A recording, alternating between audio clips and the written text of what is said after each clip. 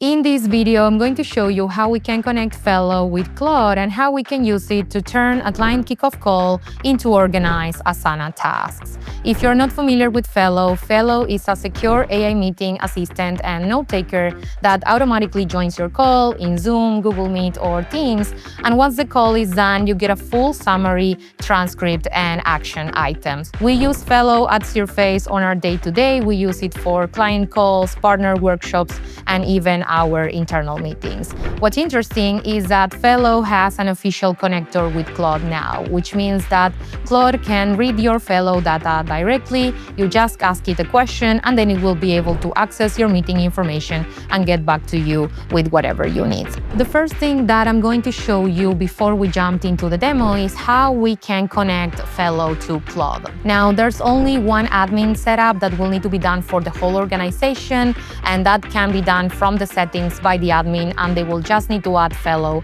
for all their team members. Once that is done, then each of the individual members will be able to connect Fellow to Claude, and that is what I'm going to show you right now. So once you are in Claude, you'll need to navigate to the Customize tab, which is over here in your sidebar. And once you are there, you're going to click Connectors. So once we get into the Connectors screen, we're going to click on this plus button over here, and in the pop-up, we're going to search for Fellow. So in the search bar, we'll type Fellow, and then we're going to see the Fellow connector over here. It's just going to be a matter of clicking the plus button, and then we're going to be redirected to a screen where we will need to log into Fellow with our usual methods. So we'll do login over here, and then we're going to be asked to allow Claude to connect to Fellow. If you have multiple Fellow accounts, you'll be able to switch this around to ensure that you provide the right access. In this case, we are all set. We're going to click Authorize, and then we're gonna get back into Claude, where we'll be able to see the details about our connectors. So as you see over here, we have the Fellow AI connector, and we have all the information about the tool permissions that Fellow has. As you can see, it only has read-only tools. So Claude will be able to read the information in Fellow, but it won't be able to take any action. So you don't need to worry about a meeting being deleted or an action item being completed in Fellow, because these are all read-only tools. In this place, what you can do is decide if you're always going to allow these read-only tools, and for that you'll need to move into this button to always allow that tool, or you can keep it as needs approval. And that means that when you are executing this connector using Claude, Claude will ask you if you provide the approval to move further with that action.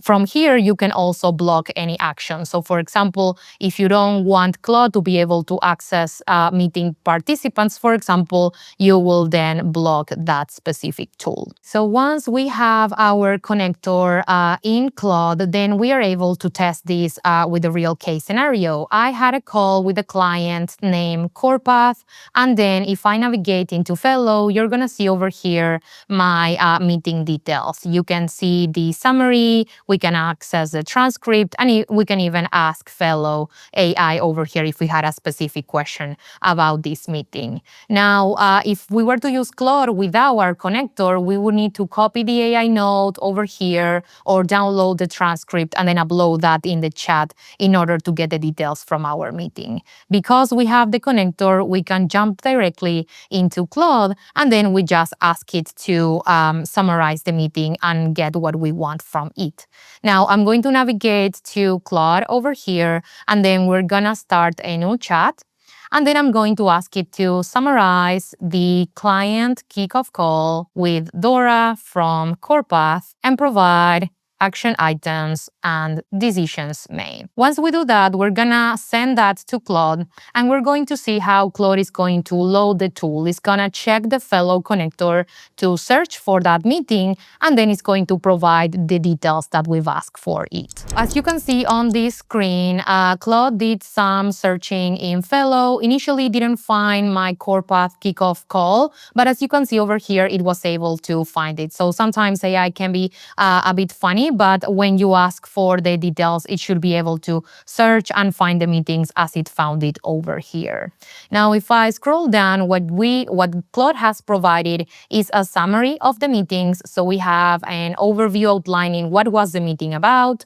Then we have key discussion points. And this is where it's interesting, right? Because without me having to read that transcript and go and check all the details, I can see that there was a timeline adjustments that we need to consider, that we have an Asana workspace setup that we need to consider. I need to have guest user access so I'm able to build items for my clients. We have some details about the discovery phase and how that is going to be conducted, about the deliverables and a new deliverable that surfaced on that meeting, because Dora needs us to create a 2-page leadership summary that she needs to present. So Claude is reviewing that and letting us know that we need to work on that deliverable. And finally, is giving me some details about the recurrent sync discussion that I had with my clients. So underneath that, I also have a list of action items. It gave me that summary, but it's also populating the different action items that I need to do, that me and Dora need to do as well, right? Because most are assigned to me. But for example, over here, we also have Dora because she needs to provide some information to me to be able to continue working with her.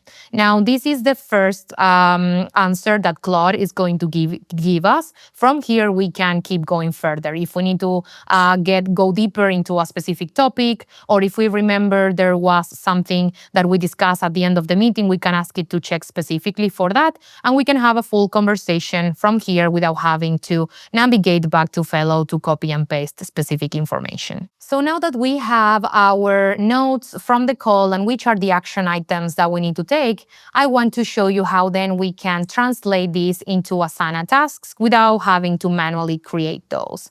So just before I ask Claude to create those tasks, I'm going to show you, if I click on this plus button, that I have over here my Asana connected as well. So you have the option to connect Asana, and over there you're going to have, Claude is going to have read-only tools, but it's also going to have action tools. So it will be able, for example, to create tasks on a specific project.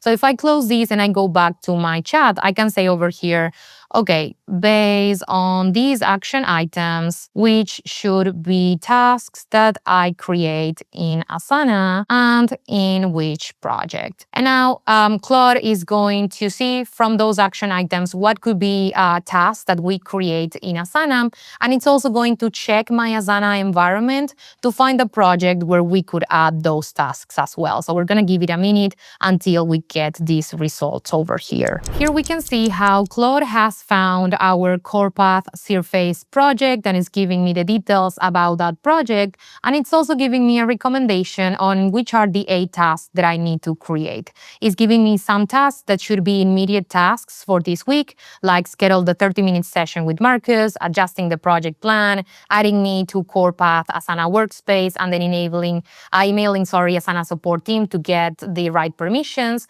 And then it's giving me other tasks that need to have, that can have a due date in the future because they are not so urgent. And at the bottom, we can see how it's asking us if we wanted to go ahead and create all tasks in the core path and Cirface project with the due dates. So I'm going to say, yes, go ahead and create the tasks. Now, once we send that request, this is where Claude is also going to start creating all of those tasks. And you can see over here how it's choosing to use that tool, the Asana Create Tasks. And once all of those ones are created, we're going to get a summary. And then I'm going to jump into Asana to show how those tasks were created. How do they look like? Okay, so now we can see how Claude was able to create these 8 tasks in my Asana project. It's giving us the detail on the title of those tasks and what is the due date that it added to each of the tasks. And it's also providing some details on why it chose those due dates. So for example, for tasks 1 to 4, which are priority tasks, it set a due date for this Friday to ensure that we complete them in advance. Now, if I navigate to my Asana project, this is where I have my core path Cirface project with the different sections. And as you can see in the backlog tasks section, I have these 8 action items that were created by Claude for me. You can see that they have been assigned to myself and that they have the due date that Claude suggested. And what's really great is that if I open these tasks, any of these ones, and I scroll down, this is also going to include a description on what I need to do. And that description is getting context from my call. So it's not a random description that was created. It's considering the call transcript and it's providing an accurate description on what do we need to do and why. So that is the full workflow. Fellow captures what happened in the meeting. Claude is able to review that information and suggest action items, and Asana makes sure that nothing falls through the cracks. We went from a 30-minute call transcript into organized action items without any manual steps. So if you'd like to try Fellow, you have the link in the description of this video, and that is also going to give you a 10% discount on your first year. And if you'd like support on setting this kind of workflow for your team, we do that for all of our customers, and we're happy to support you there, so you can drop us a line. Thank you. See you in the next video.